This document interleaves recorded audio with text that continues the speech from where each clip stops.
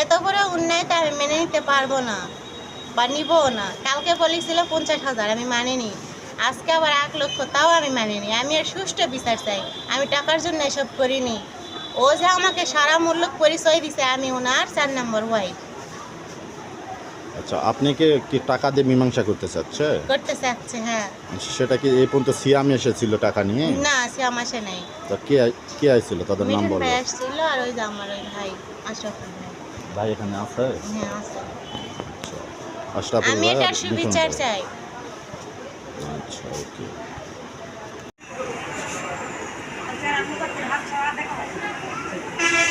না, ওনার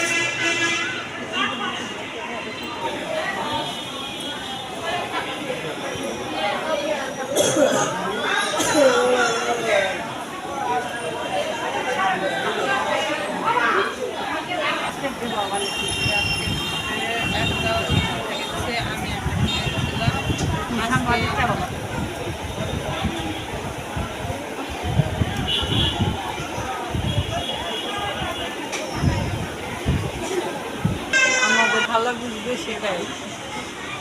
সবকিছু মেয়ের উপর ছেড়ে দিচ্ছেন নাকি? জি।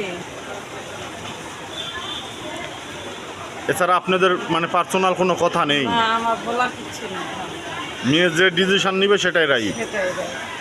আপনি মেয়ের কে হচ্ছেন? মা। আপনি মেয়ের মা। জি। আপনি গ্রামের বাড়ি কোথায়?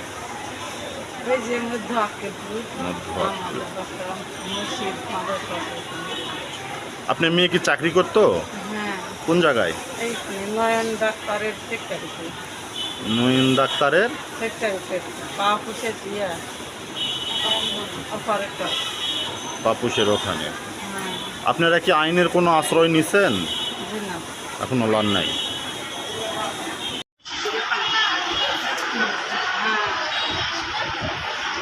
হোটেল চেয়ারম্যান ছিল।